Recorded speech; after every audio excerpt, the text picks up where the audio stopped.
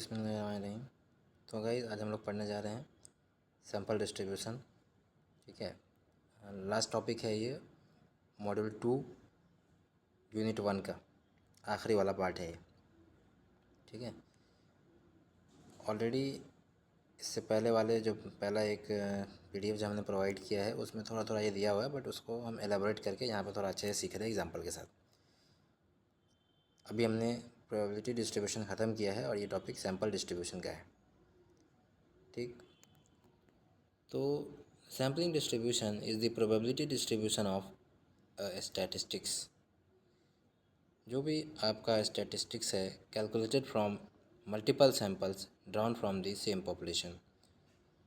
एक पॉपुलेशन से आपने एक सैंपल लिया, मान लीजिए कि आपका पॉपुलेशन या हैदराबाद का पॉपुलेशन है जिसको ऑस्टियोआर्थराइटिस है, तो सारे पॉपुलेशन को जिसको भी ऑस्टियोआर्थराइटिस है आपने उसमें से एक सैंपल निकाला, मल्टीपल सैंपल्स निकाले, अलग अलग हॉस्पिटल जाके मल्टीपल सैंपल्स आपने निकाले, एंड देन आपने उसका क्या देखा, प्रोबेबिलिटी डिस्ट्रीब्यूशन देखा उस स्टैटिस्टिक्स का, जैसे कि मीन, प्रोपोर्शन, वेरिएंस, ये सब आपने देखा।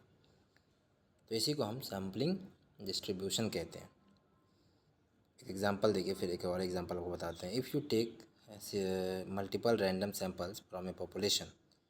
ठीक है, बहुत सारे आपने मल्टीपल रैंडम सैंपल लिए हैं पॉपुलेशन से। Calculate the mean for each sample, her sample का अपना एक मीन होगा, and the distribution of this sample means, जो इस सैंपल के मीन का जो डिस्ट्रीब्यूशन होगा, ठीक है, form the sampling distribution of the mean. तो ये पूरा का पूरा आपने जो पॉपुलेशन लिया है उसका क्या हो जाएगा, सैम्पलिंग डिस्ट्रीब्यूशन हो जाएगा मीन का। ठीक है, ईच सैंपल का मीन आपने लिया, वो क्या किसका हो जाएगा, पॉपुलेशन का क्या हो जाएगा, sampling distribution of the mean आ जाएगा। ठीक है, दूसरा इसमें एक टर्म है स्टैंडर्ड एरर। ये फार्मूला आपको समझने में दिक्कत होगी, इसके लिए हमने अलग से इसका स्क्रीनशॉट लेके रखा है। पहले आप समझिए इसका स्टैंडर्ड एरर है क्या, SE है क्या। एक्चुअली में standard error major the variability of sample statistics. ठीक है, ये वेरिएबिलिटी को मेज़र करता है कि कितना दूर जा रहा है, कितना वेरिएशन आ रहा है उस सैंपल में जिसको आपने लिया है, सच एज मीन या प्रोपोर्शन से कितना दूर जा रहा है। ठीक, from one sample to another. तो मतलब स्टैंडर्ड एरर क्या है, measure the variability of sample statistic from one sample to another. ठीक है, जो सैंपल की स्टैटिस्टिक है, पॉपुलेशन में पैरामीटर लगाते हैं, अभी हम लोग वो देखेंगे आगे, पॉपुलेशन में पैरामीटर लगाते हैं और स्टैटिस्टिक लगाते हैं सैंपल में। तो जो सैंपल की स्टैटिस्टिक है उसमें जो वेरिएबिलिटी को हम मेज़र करते हैं, ठीक है, from one sample to another, उसी को हम स्टैंडर्ड एरर कहते हैं। It quantifies how much the statistic is expected to fluctuate due to random sampling. तो स्टैंडर्ड एरर से हमें क्या पता चलता है कि जो हमने अपना रैंडम सैम्पलिंग लिया है वो कितना फ्लक्चुएट कर सकता है। ठीक है, एक्सपेक्टेड जो हमारा है उससे। ठीक, इसके एक फार्मूला होता है, फार्मूला आप यहाँ देख लीजिए। ठीक है, इट्स वेरी सिंपल फार्मूला, आप यहाँ देख सकते हैं।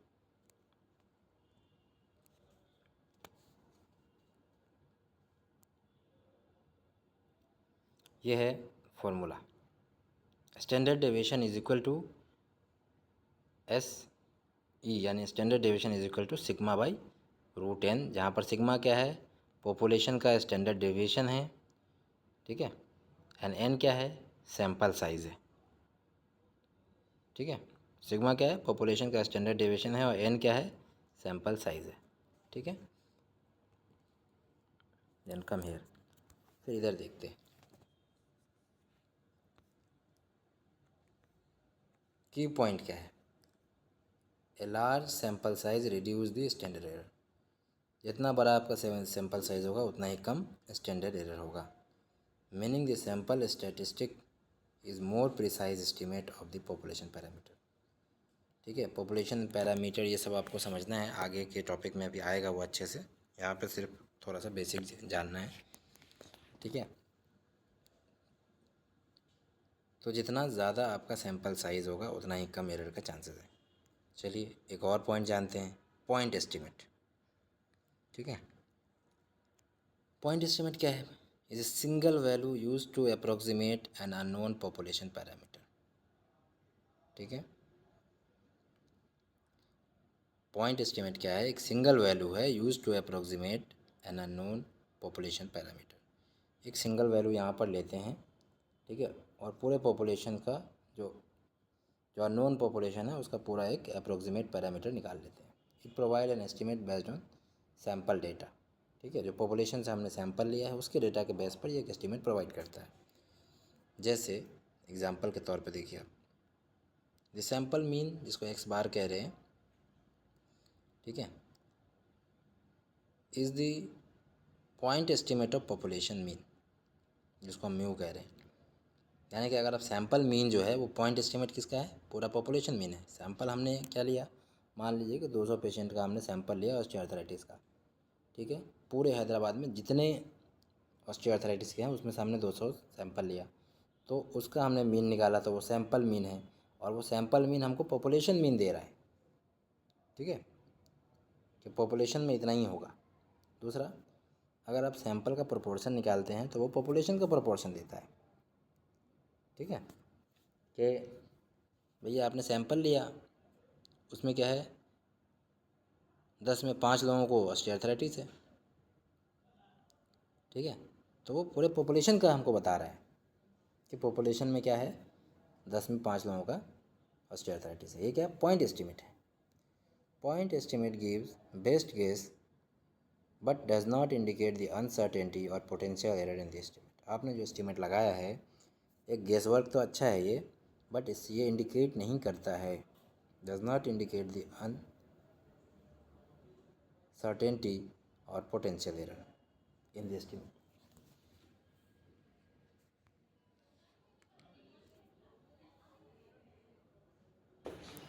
गाइस, बाकी का वीडियो बाद में रिकॉर्ड होगा, अभी मैं थोड़ा बिजी हो गया हूँ क्लास के लिए, फिर करता हूँ यहाँ से। ठीक है, पॉइंट एस्टिमेट ऑलमोस्ट कंप्लीट है। कॉन्फिडेंस इंटरवल एक छोटा सा टॉपिक है, मैं इसको कंप्लीट कर ही देता हूँ। कॉन्फिडेंस इंटरवल में क्या है? Is the range of value derive from sample data that is likely to contain the true population parameter with certain level of confidence. अब इसमें क्या होता है कि एक हमारा कॉन्फिडेंस इंटरवल होता है, एक रेंज ऑफ वैल्यू होता है जो कि एक सैंपल डेटा से लेते हैं हम, that is likely to contain the true population parameter, जिसको हम मान के चलते हैं, ठीक है, कि ये ट्रू पॉपुलेशन पैरामीटर पर फिट बैठता है with a certain level of confidence, है ना। क्या मान लेते हैं 95% मुझे कॉन्फिडेंस है कि हमारे सैंपल में अगर 95% 5 लोगों को आया है ऑस्टियोआर्थराइटिस, तो इसका मतलब पॉपुलेशन में भी ऐसा ही है। ठीक है, और कॉन्फिडेंस इंटरवल के लिए एक फार्मूला है जो हमें ध्यान देना है, एंड वो फार्मूला क्या है कॉन्फिडेंस इंटरवल का? कॉन्फिडेंस इंटरवल का जो फार्मूला है वो CI is equal to X dash plus minus Z, ठीक है, मल्टीप्लाई बाई SE, यानी कि SE बोले तो स्टैंडर्ड एरर, जहाँ पर एक्स डैश क्या है? सैंपल मीन है, Z is Z score corresponding to the confidence interval. मान लीजिए कि मेरा कॉन्फिडेंस 95% सही है, कि जो हमने कॉन्फिडेंस लगाया है वो हमारा 95% सही है, तो इसका वैल्यू जो आएगा जेड स्कोर 1.96 आएगा। ठीक है, 95% से ज़्यादा कोई सही लगा भी नहीं सकता, इसलिए 95% ही हमें मान के चलना है, और ऐसी जो है वो स्टैंडर्ड एरर है। ठीक है, तो अब क्या करना है?